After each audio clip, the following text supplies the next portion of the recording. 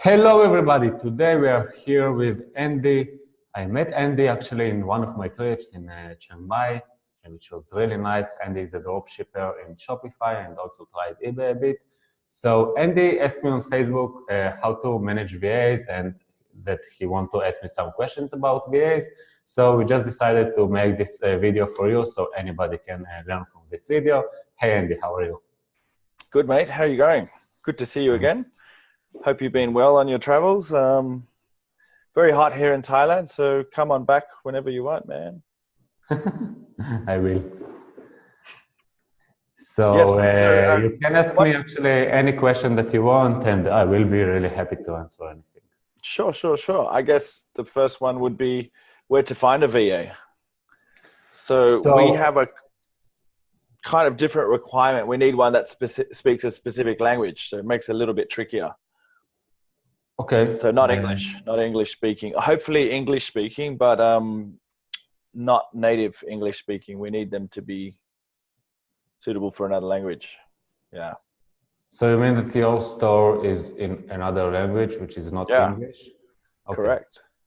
So actually for these cases, I would search in Upwork.com because if someone is searching for English, for native English, I would go for Filipinian in onlinejobs.ph, but there you will not find someone who is speaking not English. So for English, I would go for Upwork.com.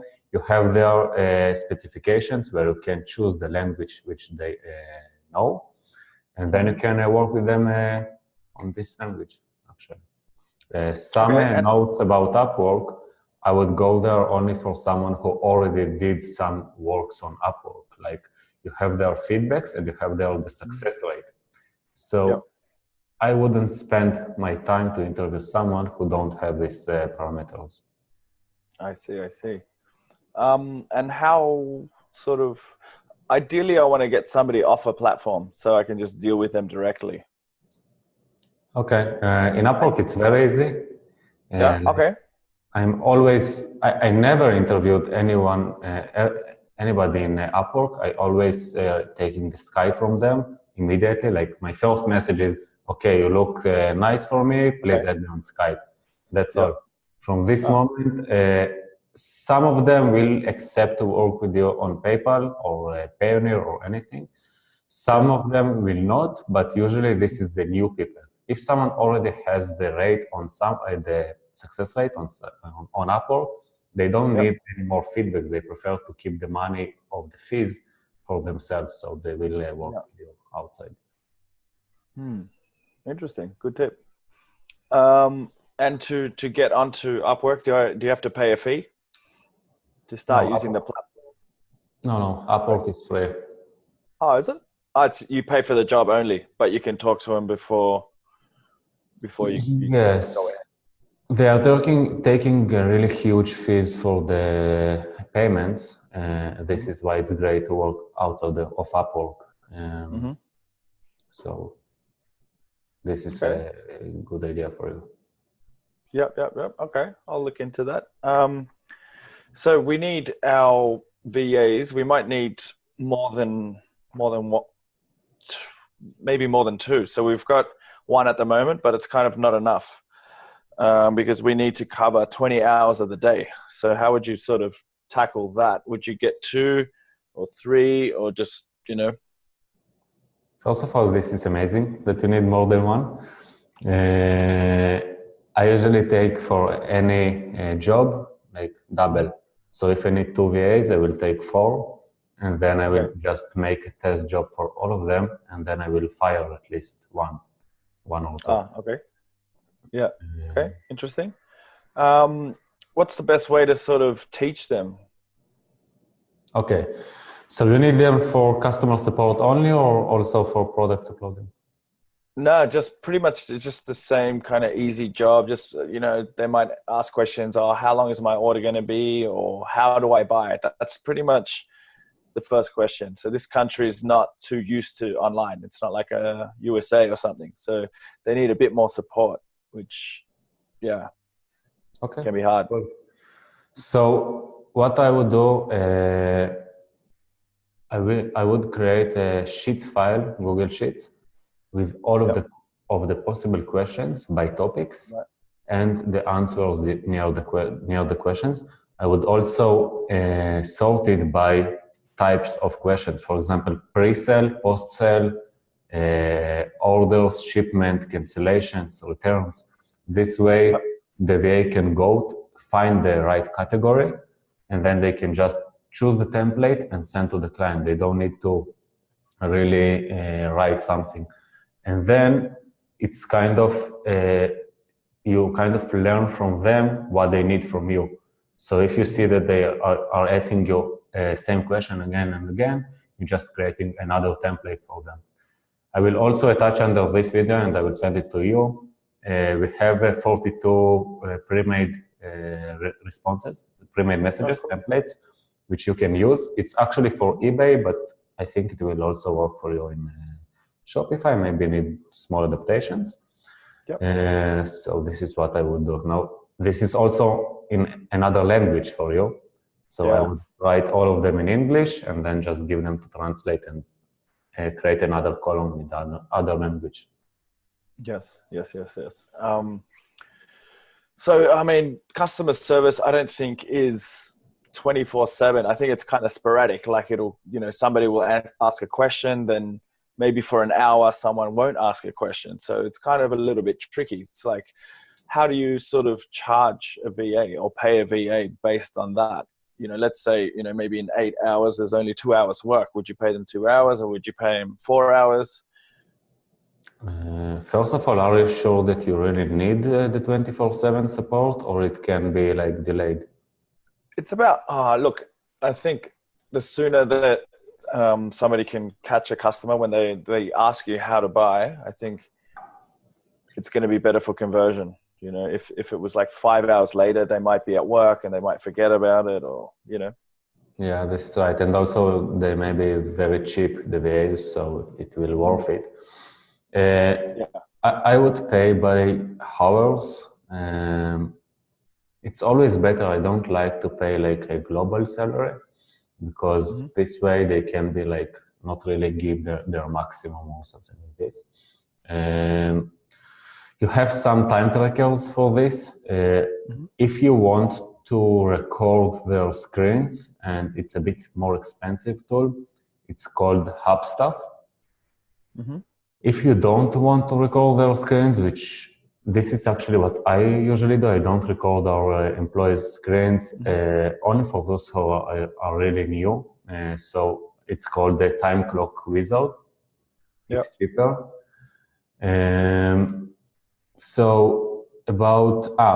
So usually I would also give them, if you can, some other tasks. So if they don't have really questions live, maybe they can optimize your listings, or maybe they can create like useful stuff for your site, like help center, I don't know, something like this.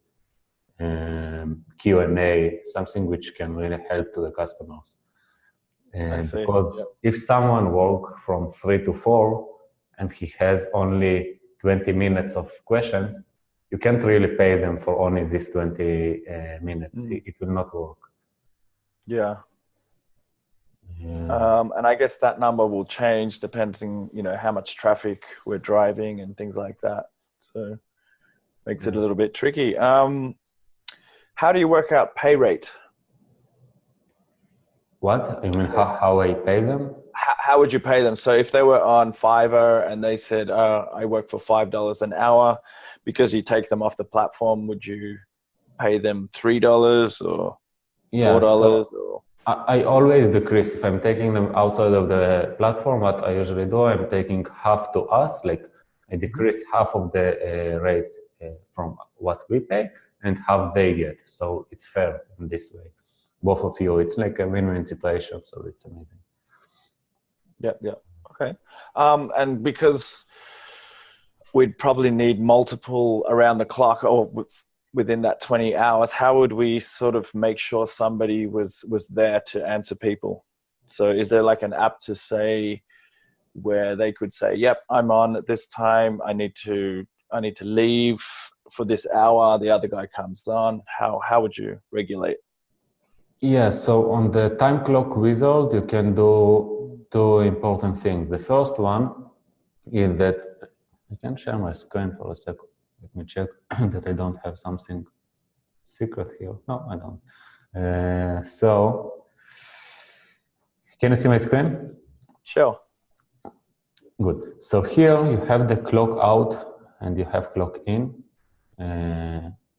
You can put here a note when you do the clock out, and then you will see it as a manager. You will see all of the times when they clicked the clock out and the notes. Here they have the start break. So if you don't want to pay them for a break, you can just tell them to click here every time when they go to break. Also, if you have, what I recommend you is to use tools which record the traffic in your site by hours. And in this way, maybe you will see that, for example, there are some dead hours in your site that nobody really comes to your site. So you can tell them that in these hours, they can just take a break and not work in these hours. So you have here the option to break, option to clock in and clock out. And another great thing here is that you have the schedule. So here you can create like a schedule for a full week, and then everybody, any VA will know on which hours and on which days they will work. With two VAs, it's less practical, but it's also important when you grow. So it's better to start on the right way, like from the first day. That's awesome. Really good. So in a team scenario, would you offer an incentive to the best performer just to keep them on their toes, give them a push, or not really? Yes. So in platforms like, for example, Intercom, this is what we are using for the customer support. First of all, by the way, for these platforms like Intercom, you have chatbots, which also can save you a lot of time and a lot of money.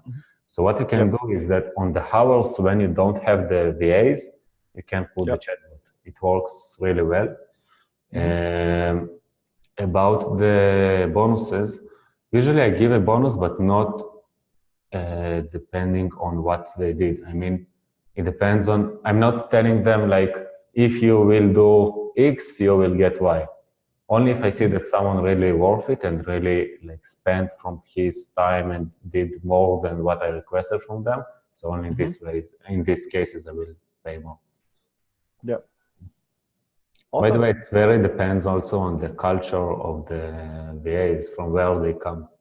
Like there are some cultures in the world where if you give them more, you make it only like bad. Like it doesn't help if you give them more money because they feel like you're trying to convince them. So it depends on the country. We can talk about this later. We can speak about this. Sure. Interesting. Okay, I think you pretty much covered all my questions. Thank you very much. Appreciate it. No problem. I will send you the messages. I will also put it here under the video so other people can get it. Thank you for coming for this call. Call. It was really interesting. No worries. Yeah, I think. Yeah, cool. Thank you. Bye-bye. See you, bro. Take care.